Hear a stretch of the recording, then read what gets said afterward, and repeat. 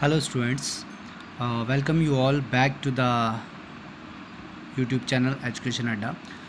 Now let's have some new problems which are being reported by the students of class 10th as the doubts.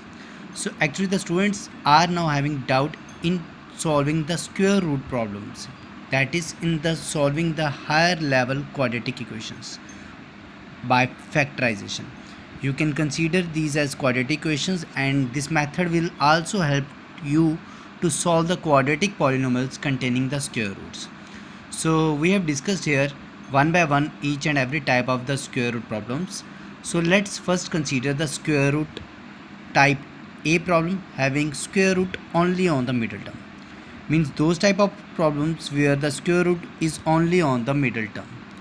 So to make it clear, we have taken here some examples of the different kinds which will help you to understand the concept clearly. So type number 1, x square, where the coefficient of x square is only 1 plus 2 root 2x minus 6 is equal to 0. Actually what the problem students are facing is that how to split 2 root 2 to get product 6. This is the basic problem what the students are facing, that how to split the radical terms. So to make it easy, I am going to give you a tip or an instruction or an advice which will you follow in solving these types of problems to make them easy. So let's have a look on that tip. So this is that tip. As you know, the problem is containing x square. The problem what we are having is x square plus 2 under root 2x minus 6 is equal to 0. So to make it easy, what we have to do is only that we have to take the radical term divided by constant, and as you know we can't keep root in the denominator, so we have to factorize it. We have to rationalize it. When we rationalize it, we get 6 root 2 upon 2. It gives 3 root 2. Now it's 3 root 2, but we don't have to take root here. It's a small and an important tip that you will keep in mind to solve this type of problem. Just take under root, take the radical term in the denominator of the constant term, factorize it and find the real number which you have. So now the equation becomes x square plus 2x minus 3. It is very easy for you solve this type of question because this is the simple quadratic equation for the factorization. X square plus 3x minus x gives 2x, and 3 into 1 gives 3, which we want as the product. So 3x square plus 3x minus x. Now how to use this to solve our radical equation? We just have to put x square plus 3. We just have to put the under root which we have eliminated from the question. We just have to put under root with the splitted terms, that is with the terms that we have splitted. So that is x square plus 2 root 2x minus 6. Here we got the solution, x square plus 3 root 2x minus 3 root 2x minus root 2x minus 3. So it's x square plus 3 root 2x minus root 2x minus 6 is equal to 0. We just have to find the middle term split, that how to split, and this is we can find here by making the equation linear, that is without the radicals. By reducing the radical equation into the simple equation, we can solve these splitting terms. Now x square plus 3 root 2x minus root 2x minus 6 is equal to 0. It's x square plus 3 root 2x minus 2 root 2 6. We can write 6 as 2 into 3. We can also write 2 as the under root 2 whole square, because when square and root gets cancelled out, it gives us back 2. From first two terms we can take x as the common factor. We left with x plus 3 root 2. From the next two terms we can take now minus under root 2, because under root 2 is in both terms. We can take minus under 2 as common factor. We will left with x plus 3 root 2, because when we take minus as the common factor, the signs of the terms got changed. Both of the negative terms becomes positive. So it gives x plus 3 root 2, x minus 2 root 2, because from this term and from this term there are terms we are having. From these two terms we can take x plus 3 root 2 as a common factor. We left with x minus root 2. So you know, whenever the product of two terms is 0, one of them should have to be 0. That is either x plus 3 root 2 is equal to 0 or x minus 3 root 2 is equal to 0. It gives x is equal to minus 3 root 2 and root 2. One more example of this type I have solved here. X square minus 6 root 3x minus 48 is equal to 0.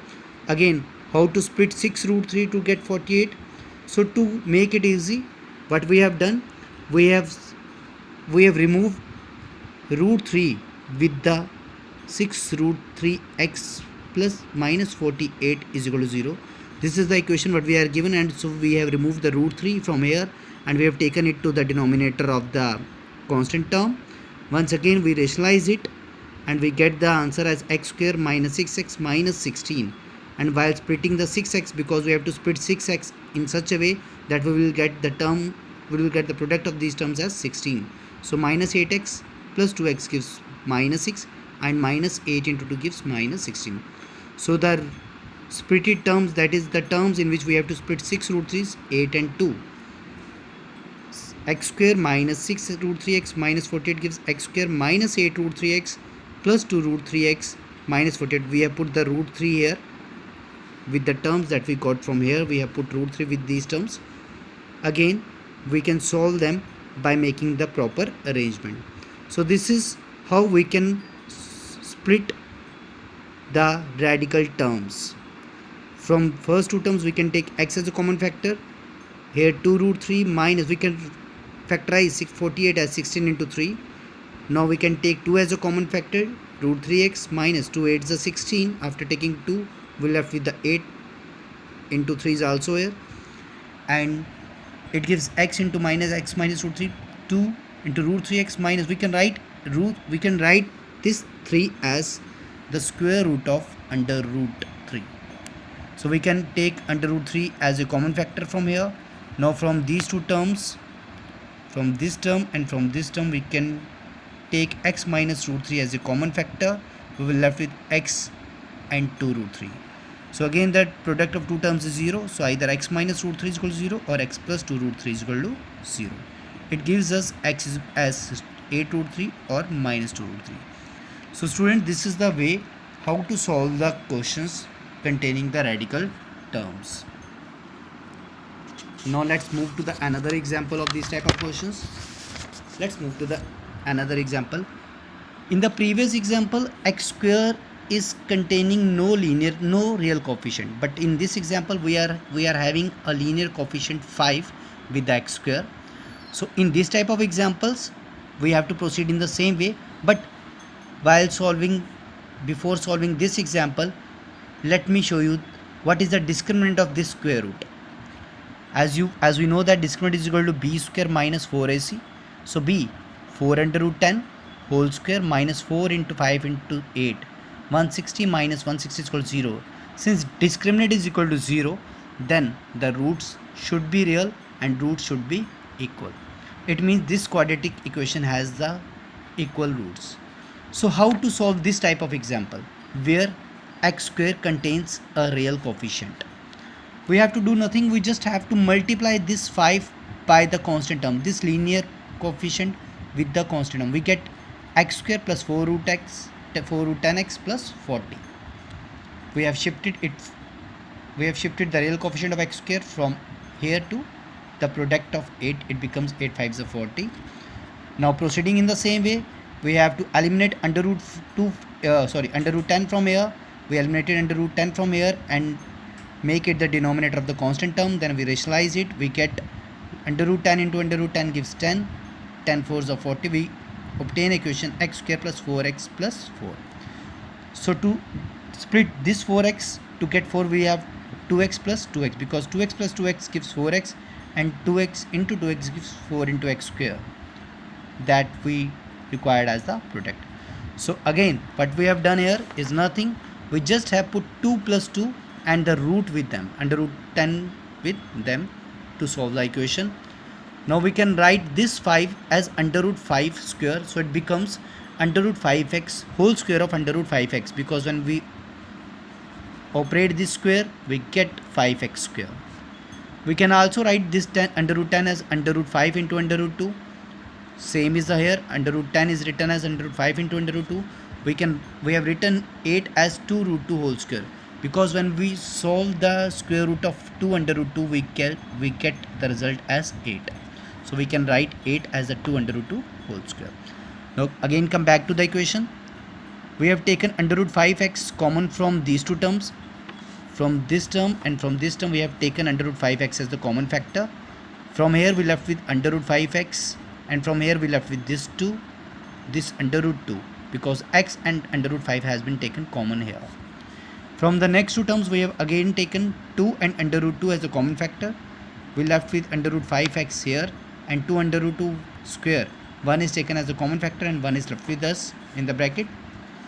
Now we have from this term and from this term we have taken under root 5x plus under root 2 plus 2 under root 2 as the common factor, and we left here with that under root 5x plus 2 under root 2. So it gives us x is equal to minus 2 root 2 upon 5 and minus 2 root 2 upon 5 after performing the rationalizing, because we cannot keep radical as a denominator. So we have multiplied by root 5 and divided by root 5 for the rationalizing. We get the result as 2 root 10 upon root 5 into root 5 gives 5. So the required roots are minus 2 under root 10 upon 5 minus 2 under root 10 upon 5.